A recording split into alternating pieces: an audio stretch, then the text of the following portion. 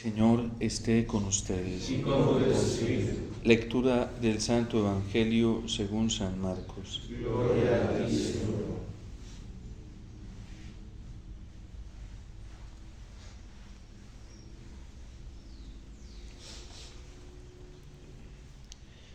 En aquel tiempo fueron a ver a Jesús algunos de los saduceos, los cuales afirman que los muertos no resucitan, y le dijeron: Maestro, Moisés nos dejó escrito que si un hombre muere dejando a su viuda sin hijos, que la tome por mujer el hermano del que murió, para darle descendencia a su hermano.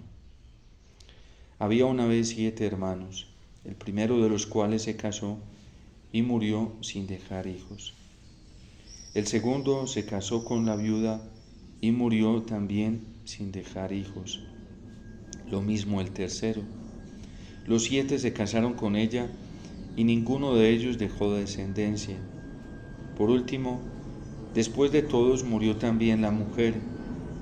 El día de la resurrección, cuando resuciten de entre los muertos, ¿de cuál de los 7 será mujer? Porque fue mujer de los 7. Jesús les contesta: están en un error, porque no entienden las Escrituras ni el poder de Dios. Pues cuando resuciten de entre los muertos, ni los hombres tendrán mujer, ni las mujeres marido, sino que serán como los ángeles del cielo. Y en cuanto al hecho de que los muertos resucitan, ¿acaso no han leído en el libro de Moisés aquel pasaje de la zarza en que Dios le dijo: Yo soy el Dios de Abraham, el Dios de Isaac y el Dios de Jacob? Dios no es un Dios de muertos, sino de vivos. Están pues muy equivocados. Palabra del Señor. Gloria a ti, Señor Jesús.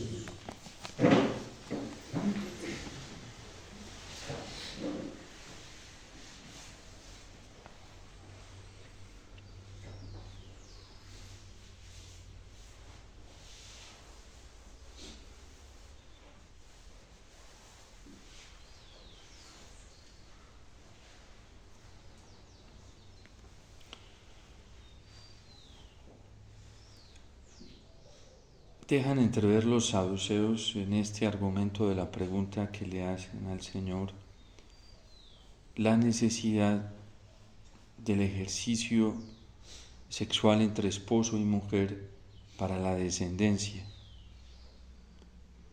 para la supervivencia, también para la extensión de la generación. Y el Señor les dice que están en un error, que no comprenden el poder de Dios. A la forma de negar la resurrección del Señor, de negar la resurrección de los muertos, también se implica la forma de negar una vida futura sin la posibilidad de estar con un hombre y con una mujer.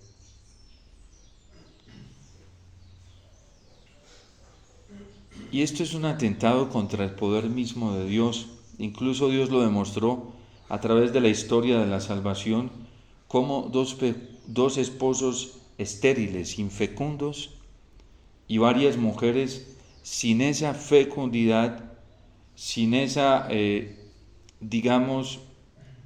fertilidad humana, pudieron quedar encinta.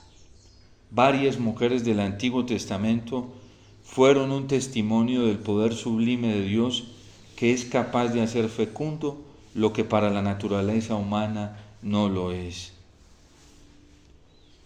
Y esta deficiencia de los saduceos es una deficiencia de fe, que incapacita al hombre para creer en el poder extraordinario y sobrenatural de Dios, para lograr cosas mucho más grandes de lo que puede lograr la naturaleza misma. De hecho, Santo Tomás de Aquino, cuando habla de los milagros, dice que son una cesación de las leyes naturales, es decir, que superan las leyes naturales.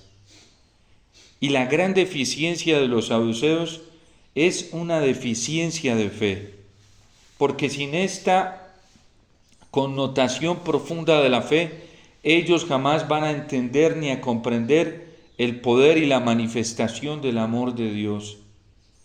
Tanto para entender cómo se da la vida futura en el reino de los cielos, como para comprender la resurrección misma de los muertos. Este espíritu de los saduceos también se vive hoy de muchas formas. Hay muchas maneras y ejemplos a los que podríamos aludir y evidenciar para darnos cuenta que este espíritu que sigue cuestionando el poder sublime de Dios sigue vigente aún dentro de la iglesia. Por poner un ejemplo de tantos que podríamos poner en realidades de la vida humana, el celibato sacerdotal. Hoy hay sacerdotes y obispos que creen que es imposible vivir la vida celibataria, que creen que es imposible ser fieles a Dios sexual y afectivamente sin una mujer, sin un matrimonio.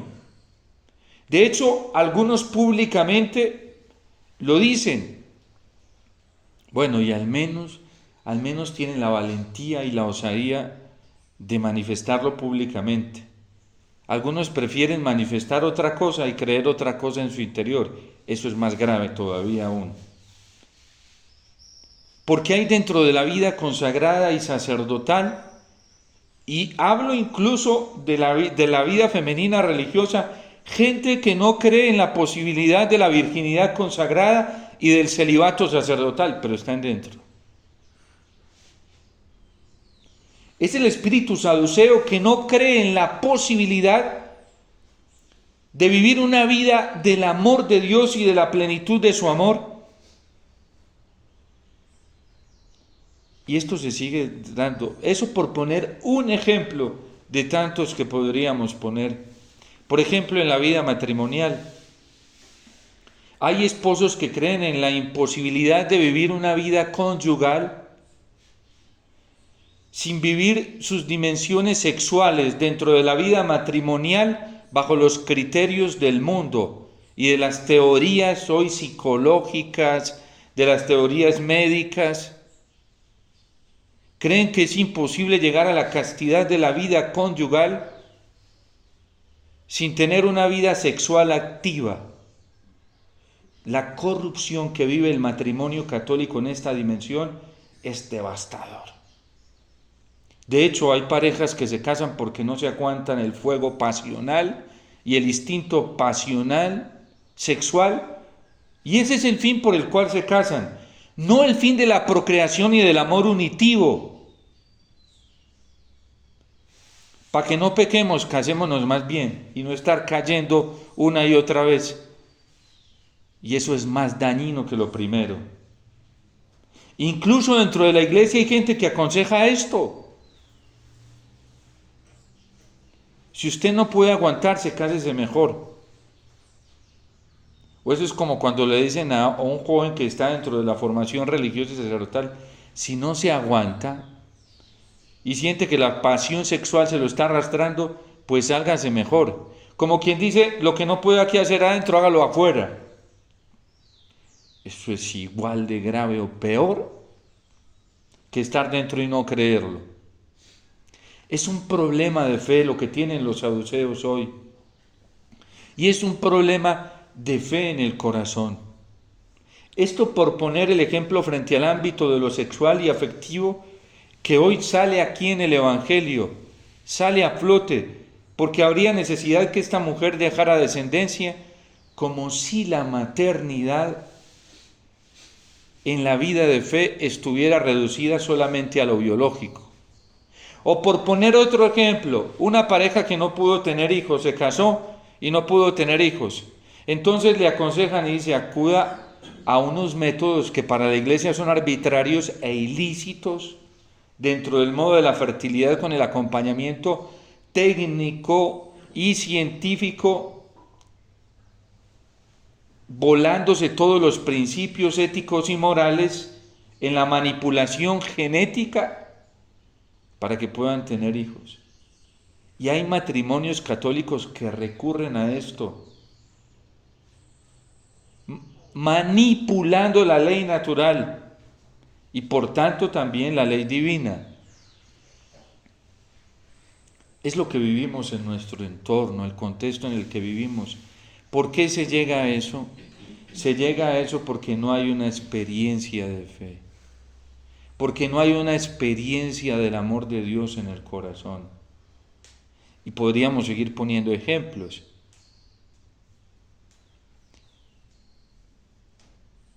De una cantidad de cosas que suceden hoy, para citar en este contexto de los saduceos, que creen en la imposibilidad de la generación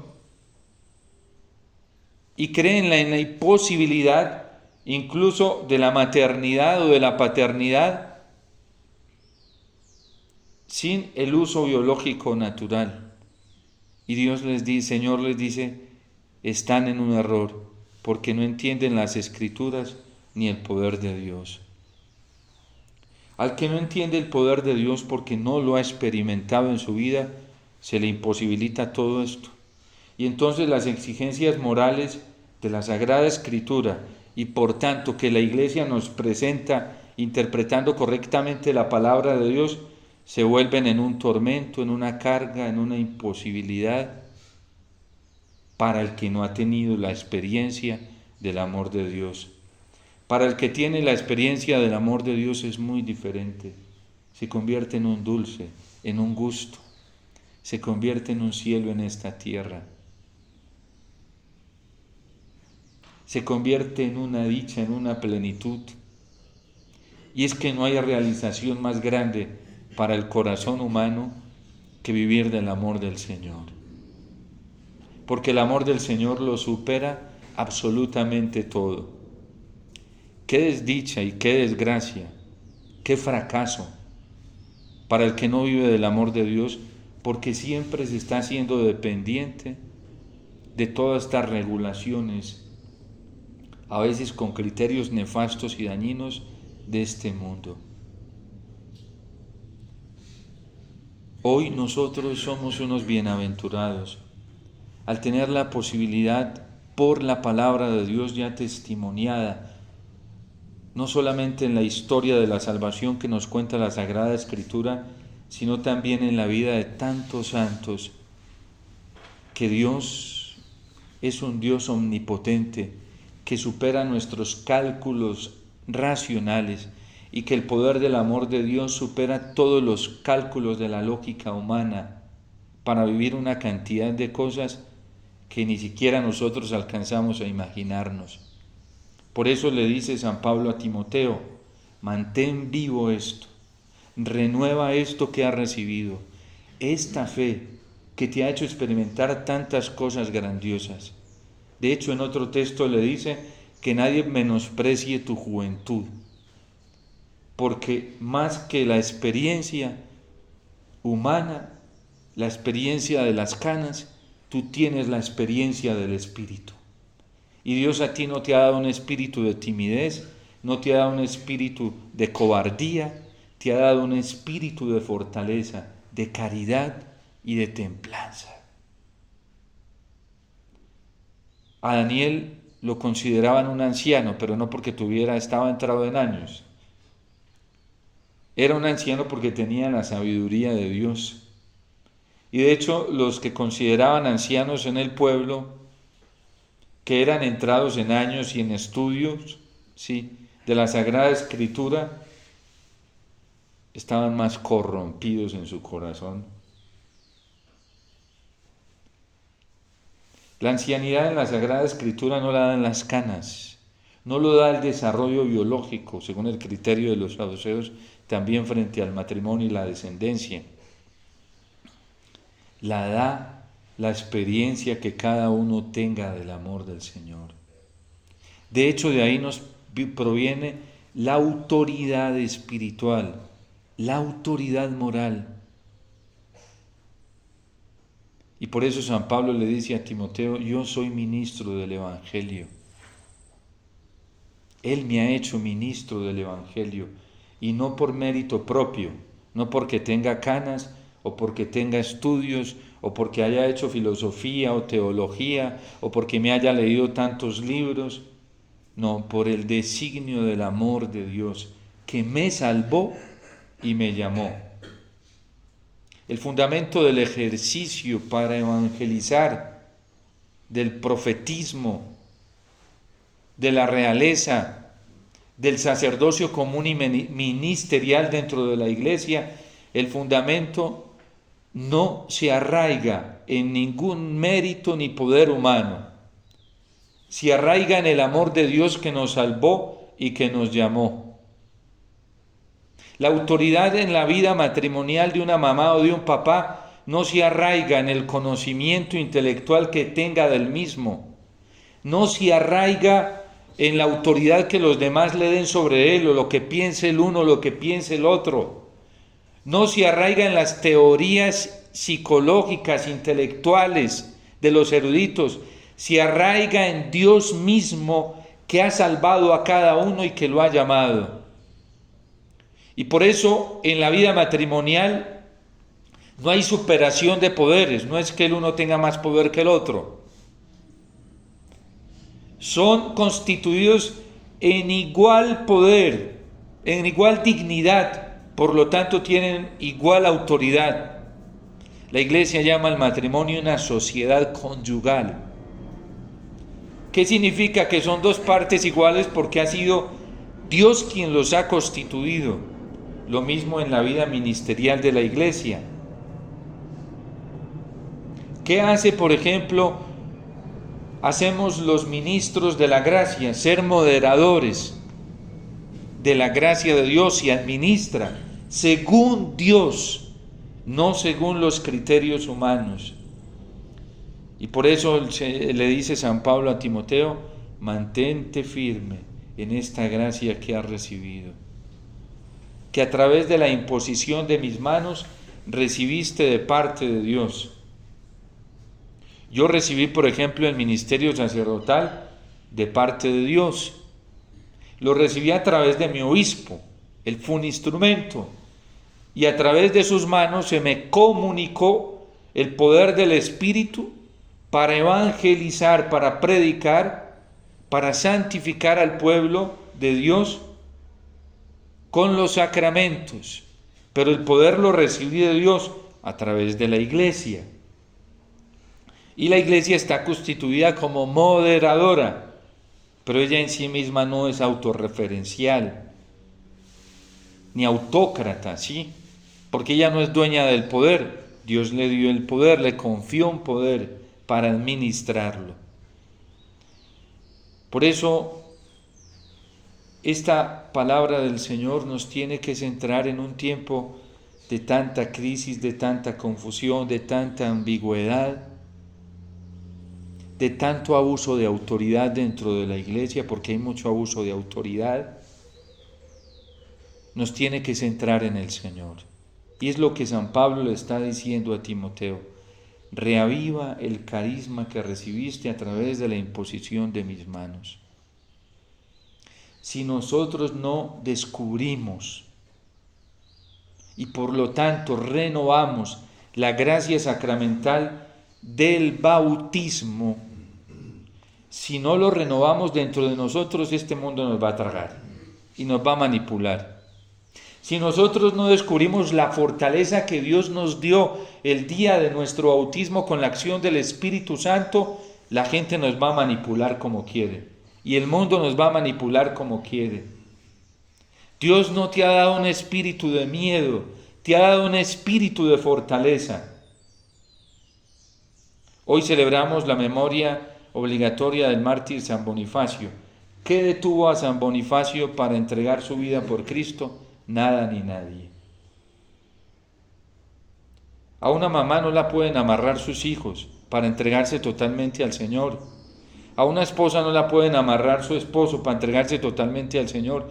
Tiene que ser libre para una entrega total al Señor. A un esposo no lo puede amarrar su esposa para entregarse totalmente al Señor. A un papá no lo puede no puede dejarse manipular por sus hijos para entregarse radicalmente al Señor. A un sacerdote no lo puede manipular una comunidad para entregarse totalmente al Señor y ser fiel a la verdad. A un sacerdote no lo puede manipular el error que está en muchos, incluso en algunas autoridades, para predicar valientemente la verdad del Evangelio. Y el día que nosotros nos dejemos someter, hemos dejado dormir la gracia del carisma que recibimos. A un religioso no lo puede detener absolutamente nada ni nadie para entregarse radicalmente al Señor. Y menos la manipulación de quienes a veces están enfermos psíquicamente y quieren controlar, manejar y manipular a todo el mundo. Cuando Felicidad y Perpetua iban camino al martirio, a una de las dos, ya no recuerdo con exactitud cuál de las dos, pero se fue la familia ya a llorarle a la casa y a decirle: ten compasión de nosotros, mira que... Y ella se mantuvo firme. Cuando San Francisco de Asís quiso seguir radicalmente al Señor, el primero que se le opuso fue su papá. Y le dijo: un momentico, papá, que por encima de ti está papá Dios. Yo tengo un Padre y es mi Padre del cielo. Y si tú te vas a anteponer ante eso, yo en eso no te voy a obedecer. Ay, pero Francisco, le estás faltando al respeto a tu papá. Estás faltando al cuarto mandamiento. No, es que mi papá ya no está honrando a Dios, por lo tanto, yo no lo puedo honrar con eso. Cuando de seguir radical y fielmente al Señor se trata, a nosotros no nos puede detener absolutamente nada ni nadie. Ni la lástima que quieren despertar algunos que no han sido capaces de descubrir el poder del amor de Dios e intentan manipular con eso, como lo están haciendo los saduceos con Cristo. ¿Por qué vienen a confrontarlo y a preguntarle de manera capciosa? Porque ellos no están de acuerdo con el modo de vivir de Cristo, no están de acuerdo con el modo de los criterios que Él tiene frente al reino de los cielos, porque los criterios de Cristo no se parecen a los de los saduceos. Y menos nosotros cuando de seguir al Señor se trata. Cristo tenía muy claro que debía ser radical con el Padre de los cielos. Y por eso su madre y su padre lo buscan a la edad de 12 años, se pierde. Dijo: ¿dónde estabas? ¿Por qué me buscaban? No sabían que debo estar en las cosas de mi Padre. Mamá, yo te quiero mucho, papá, te quiero mucho, pero ustedes no pueden ser un impedimento para que yo me entregue radicalmente a la voluntad del Padre. Allá afuera están tu madre y tus hermanos buscándote. ¿Quiénes son mi madre y mis hermanos? Los que hagan la voluntad del Padre que está en los cielos. Así que Santiago, Pedro, Juan, si ustedes no están acorde con la voluntad de mi Padre, ustedes no pueden estar en el vínculo familiar mío. Mamá, si tú no estás acorde con la voluntad del Padre, no puedes estar en el círculo familiar mío. Estos son mi madre y mis hermanos, todos los que cumplen la voluntad de Dios. Miren, nosotros tenemos que ser muy pacíficos y serenos y libres para desprendernos de una cantidad de criterios que quieren manipularnos. Porque así actúa, dice el Papa Benedicto XVI, cómo van operando los criterios del anticristo en esta sociedad. Un papá, una mamá que nos impidan buscar la santidad radicalmente siendo fieles al Señor, uno tiene que irse soltando de eso.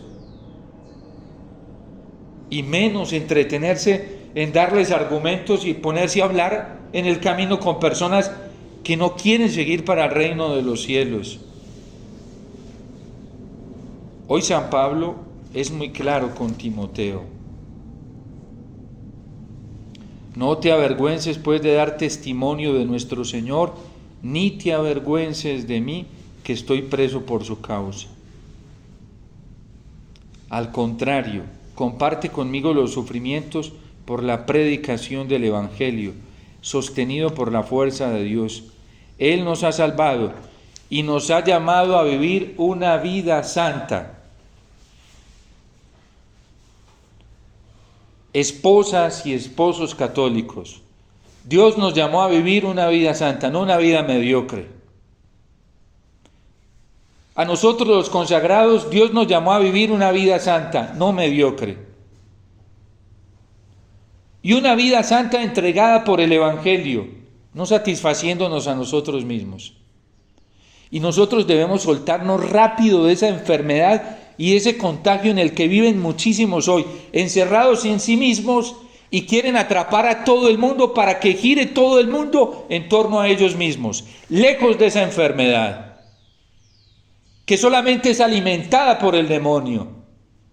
Porque quien vive encerrado en sí mismo, pensado en sí mismo y quiere poner a todo el mundo a girar en sí mismo, ya se está labrando su propia perdición. Me impactó una vez que atendí a una persona y me dijo: padre, yo he caído muchas veces en depresión, muchas veces. Pero no se preocupe, me dijo, no se preocupe por buscar la causa de ese problema en el que yo he caído. ¿Sabe por qué he caído en eso, padre? Porque el culpable he sido yo, que me encierro en mí mismo.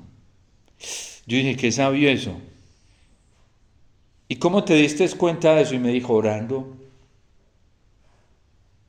Cada que yo siento amargura en mi corazón, es porque me encierro en mí mismo. Porque cuando yo pienso en el Señor y vivo las cosas del Señor pensando en Él, siento paz. Siento alegría en mi corazón. Lo peor que nos puede pasar, este es un mundo, es una tendencia filantrópica. Yo se lo citaba, la Gaudium et Spes dice que una de las formas de ateísmo hoy es glorificar tanto al hombre que lo centra en sí mismo y quiere poner a todo el mundo girando en torno al hombre y no en torno a Dios. Pues San Pablo le está diciendo a Timoteo, cuídate de eso. Esta gracia es la que se ha manifestado ahora en el advenimiento de nuestro Salvador Jesucristo, quien ha destruido la muerte e irradiado la vida y la inmortalidad por medio del Evangelio, del que he sido nombrado predicador, apóstol y maestro. Mire, si la gente no cree en la castidad hoy, nosotros no nos podemos dejar contagiar por los que no creen.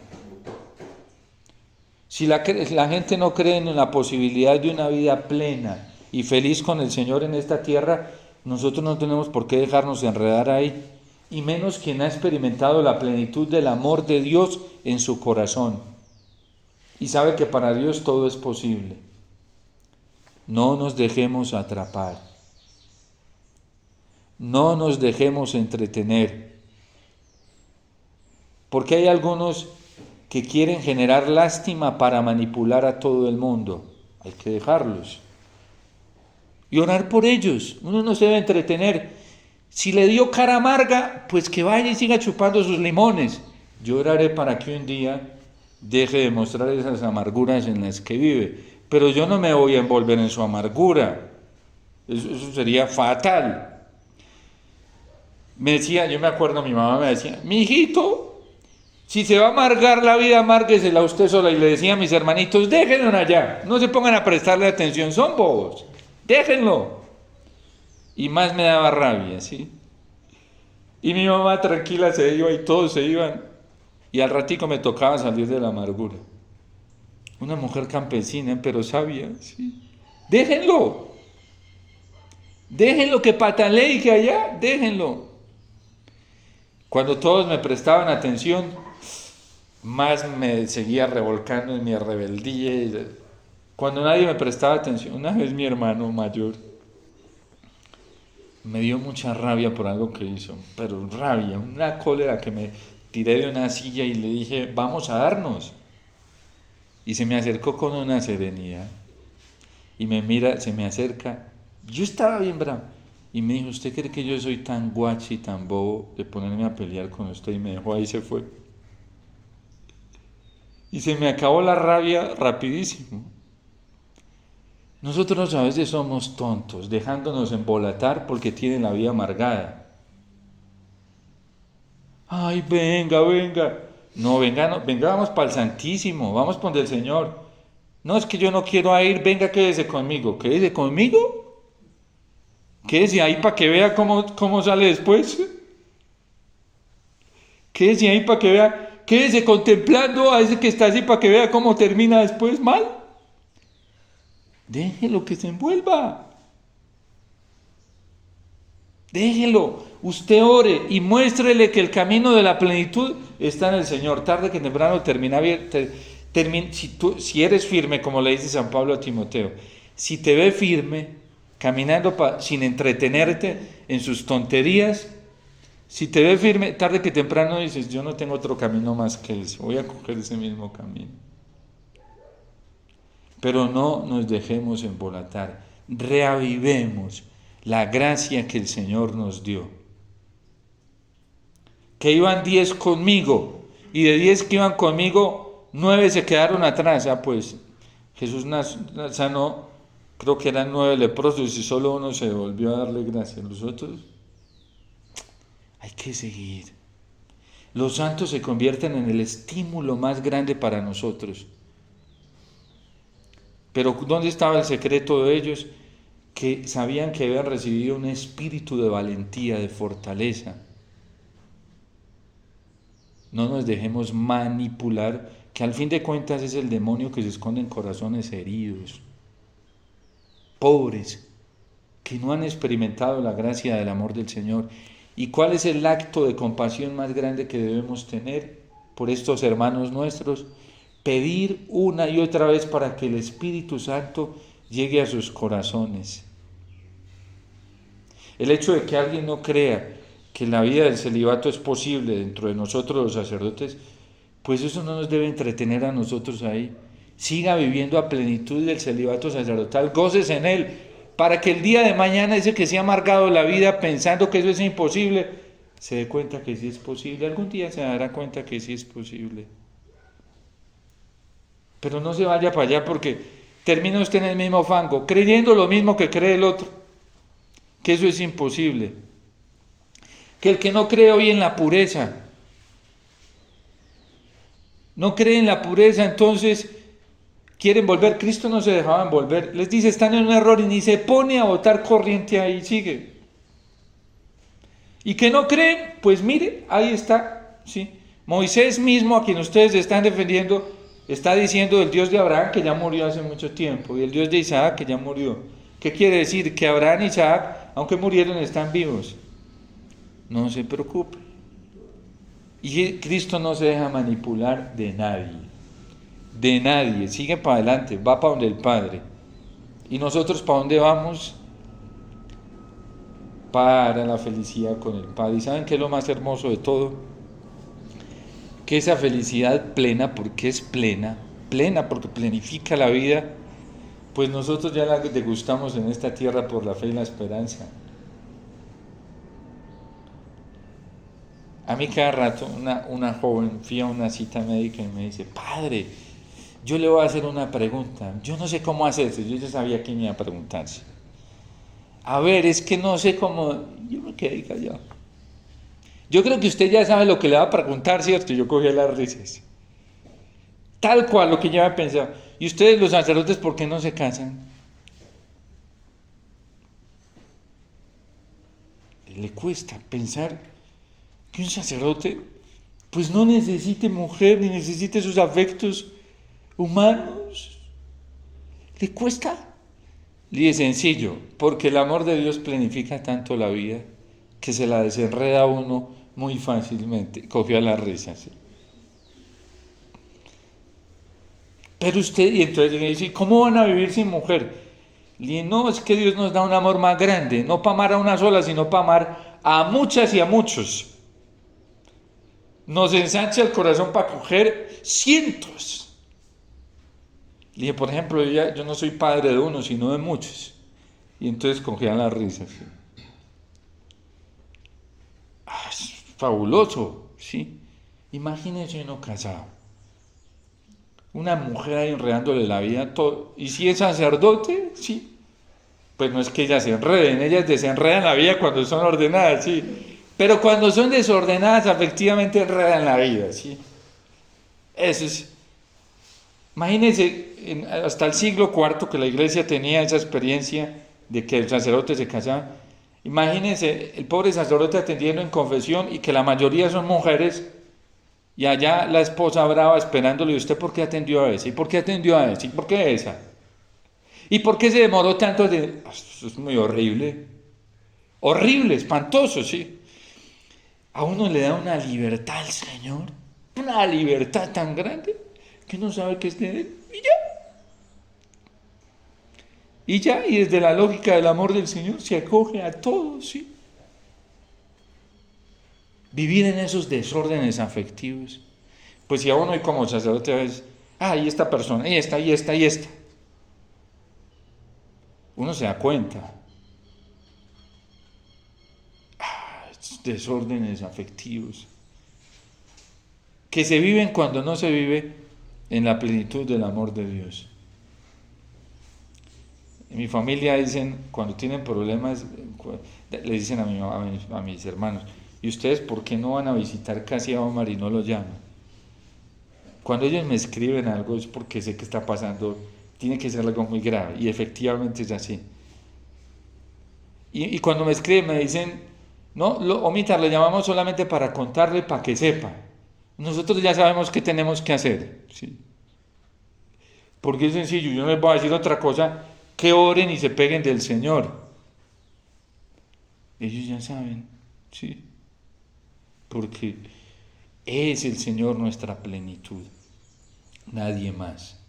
Dios es un Dios de vivos y no de muertos, y es un Dios que planifica tanto nuestro corazón, que a nosotros no nos tiene que espantar ni preocupar el que los otros no lo vivan. Tenemos que orar y suplicar para que lo vivan y hacer lo posible para que lo vivan, pero no dejarnos manipular. Eso es lo peor que nos puede pasar. Caeríamos en una esclavitud tan terrible. El cielo nos espera, está muy cerca de nosotros. El reino de los cielos vive en medio de nosotros. Que lo disfrute el que crea en Él. Y el que todavía no cree, pues que se pongan las pilas, porque se está perdiendo de algo muy fabuloso, ¿sí? De algo muy grande. Entonces, disfrutemos la presencia del Señor en nuestras vidas, sobre todo que se nos manifiesta de una manera tan completa en la Eucaristía y en la palabra que escuchamos todos los días.